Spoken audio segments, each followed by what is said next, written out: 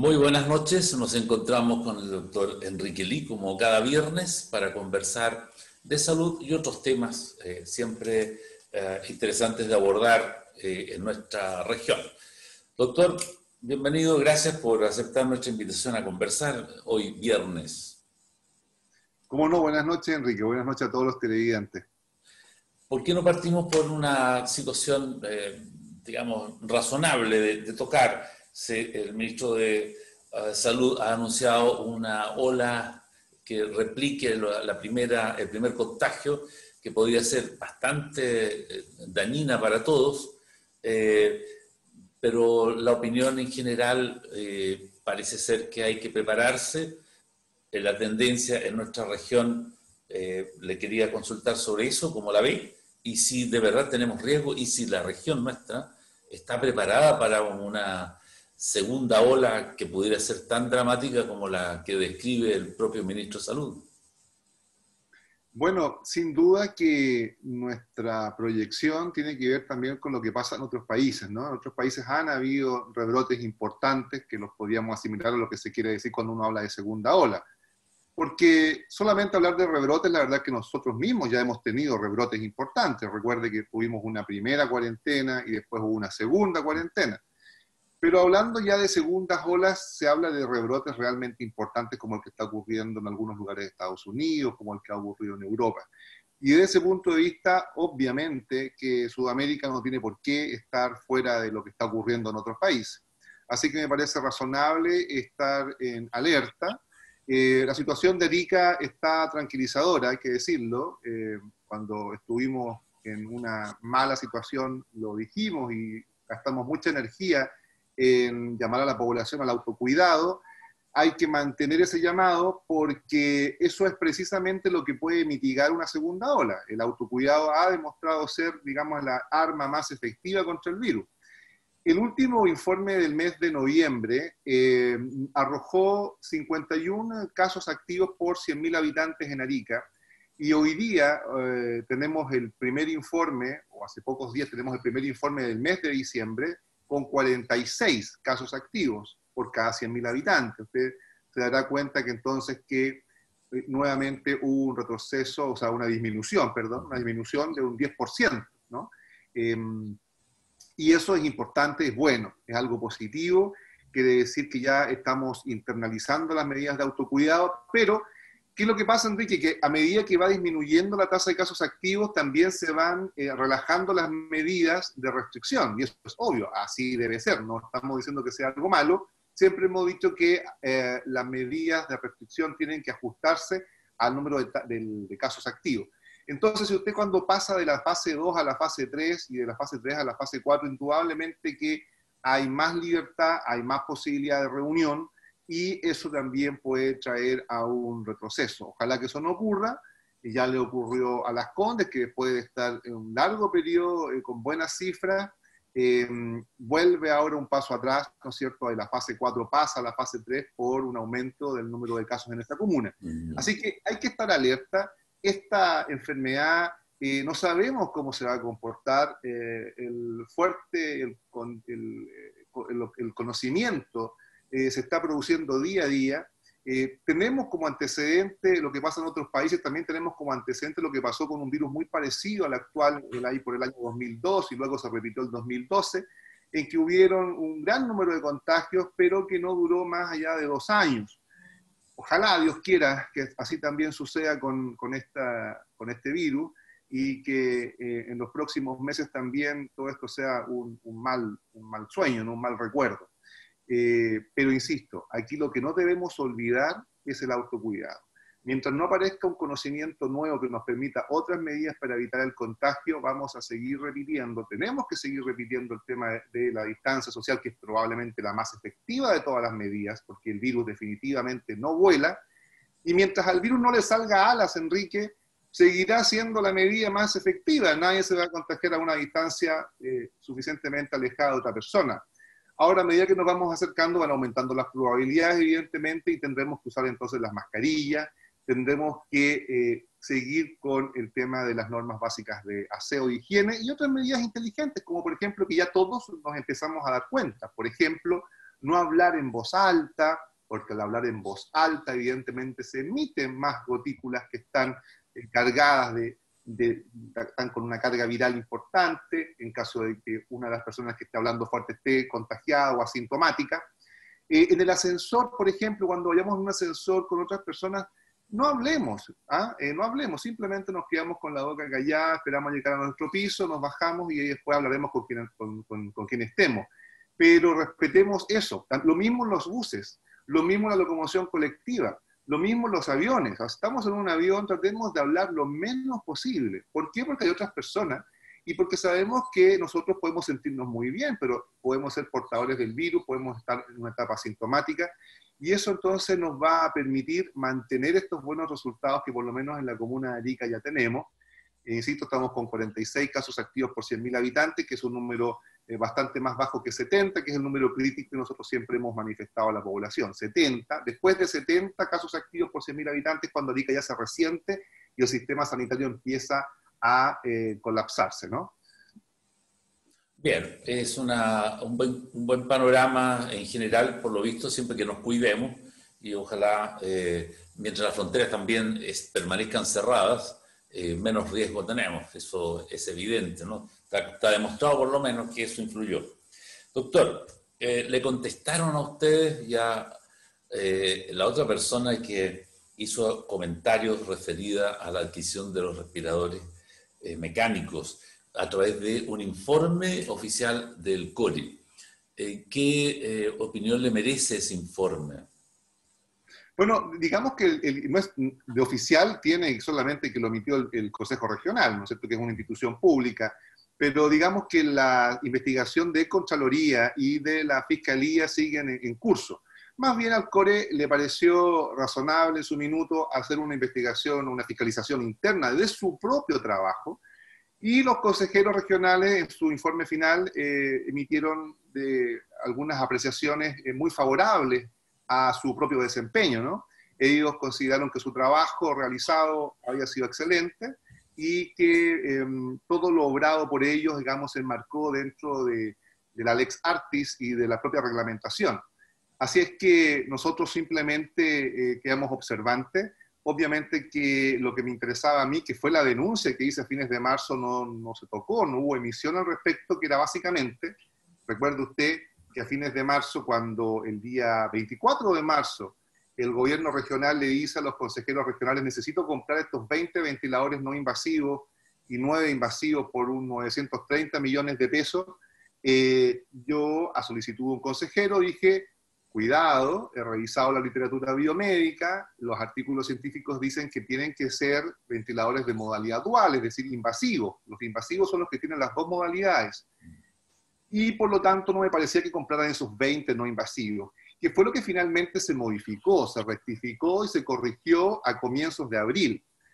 A partir de ahí, yo me quedo tranquilo con el hecho de haber hecho esa observación y esa denuncia, porque permitió finalmente corregir algo que estaba errado. Ahora, los otros aspectos, como por ejemplo, que un tipo de ventilador estaba evaluado en 45 millones de pesos y otro en 15 millones, y uno no entiende cómo tan fácilmente se cambian 20 ventiladores de un tipo hacia otro tipo, porque uno se preguntará, bueno, ¿y de dónde salió la plata?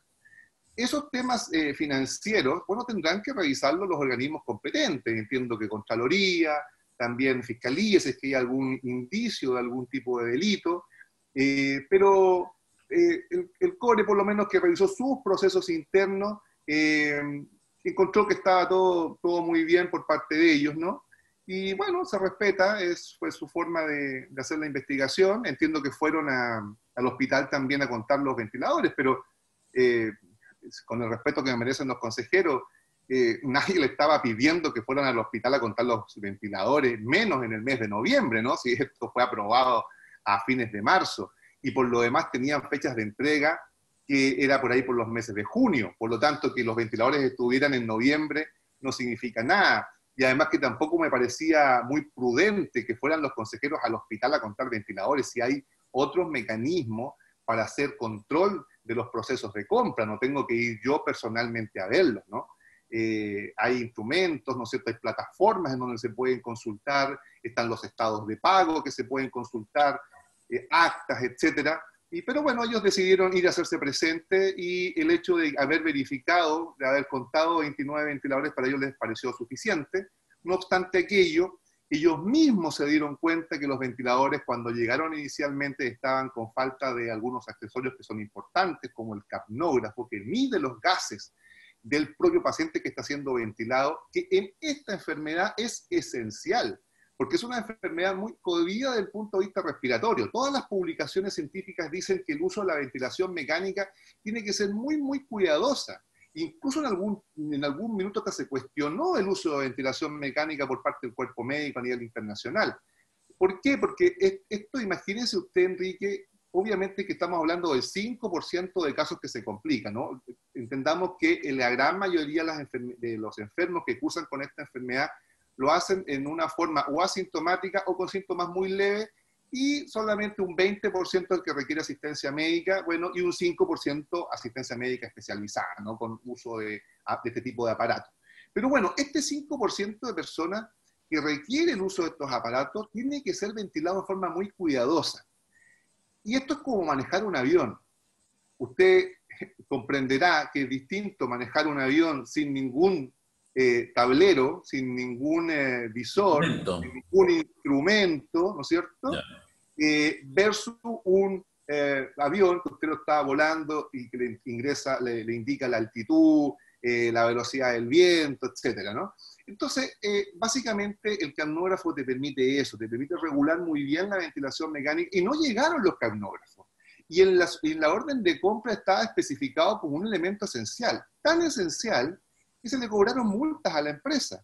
Pero las multas se cobraron, Enrique, días después de que yo en este noticiero dije que ya era bueno que se le cobrara las multas a la empresa. Entonces también es cuestionable de que a nivel ciudadano tengamos que estar arrastrando la carreta y de estar dándole la tarea y los trabajos que tiene que hacer la autoridad.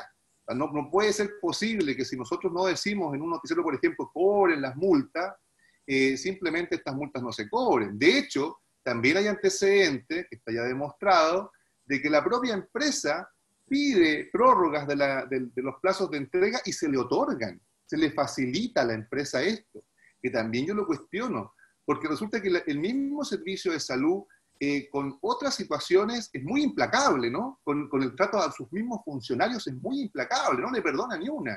Los castiga, los sanciona, sumarios administrativos, investigación sumaria. Pero resulta que el incumplimiento de una empresa de este tipo significa que el Servicio de Salud le dice, no se preocupe, no le vamos a cobrar multa, y le perdonó, le dio un perdonazo, y después, bueno, le cobran la multa cuando ya hay nuevamente nuevos incumplimientos. Bueno, pero toda esta materia, yo prefiero que la siga revisando Fiscalía o Contraloría, porque indudablemente que el hecho de que el propio Consejo Regional se haya autoevaluado su propia gestión, es como pedirle, ¿no es cierto?, al jardinero de nuestra casa que se autoevalúe su propio trabajo, ¿no es cierto? Oiga, ¿cómo le pareció a usted que cortó el césped? Obviamente que lo va a encontrar el después, lo va a encontrar fantástico, porque indudablemente que hay un sesgo, ¿no? Hay un sesgo interesante, que es que nadie quiere hacer aparecer su trabajo como pésimo, y menos si es una investigación o una fiscalización que se hizo públicamente, ¿no? Esto no fue algo interno, sino que se dio a conocer. Entonces, cuando usted ya hace algo que tiene que dar a conocer, indudablemente que hay un sesgo, ¿no? Nadie podría negar eso.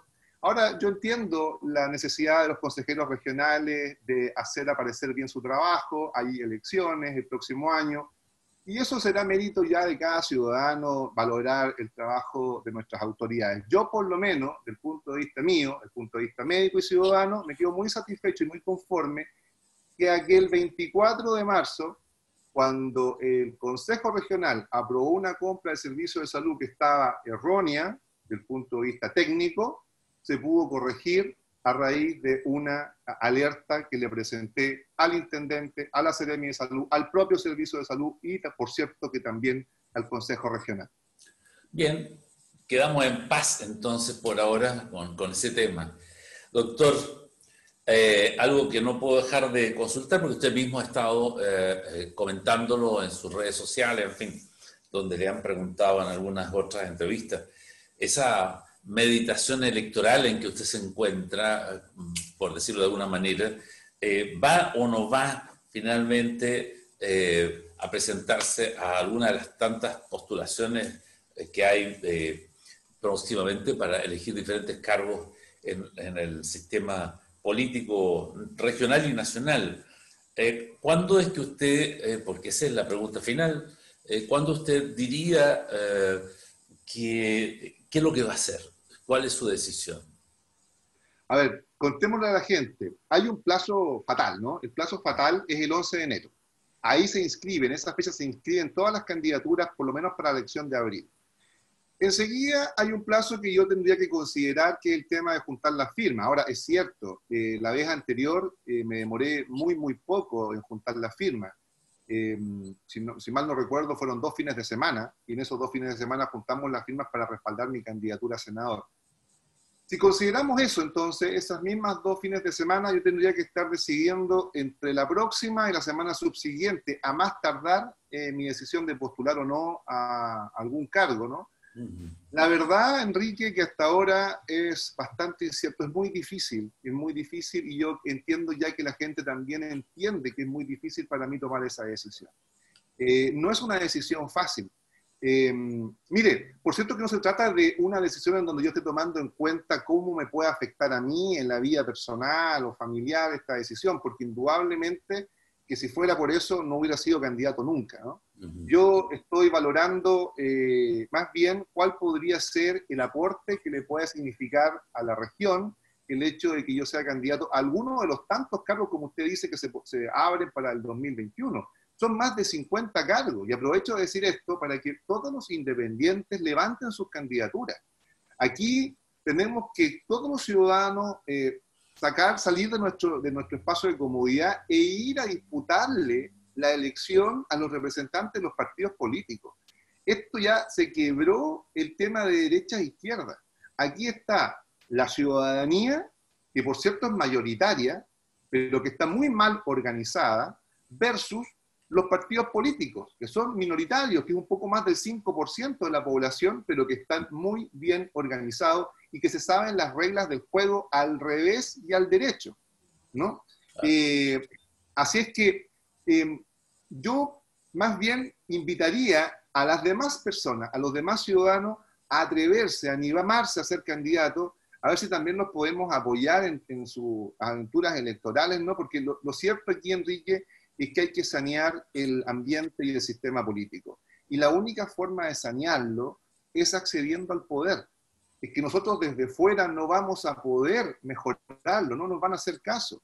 La única forma en que los partidos sientan el remesón y la necesidad de poder sanearse internamente es que los ciudadanos independientes vayamos accediendo a los cargos de poder para luego reestructurar nuestro sistema político, que nace por una reinvención, una reestructuración de estas organizaciones, que por cierto que son necesarias, nunca yo he dicho que no sean necesarias, pero son necesarias cuando están sanas.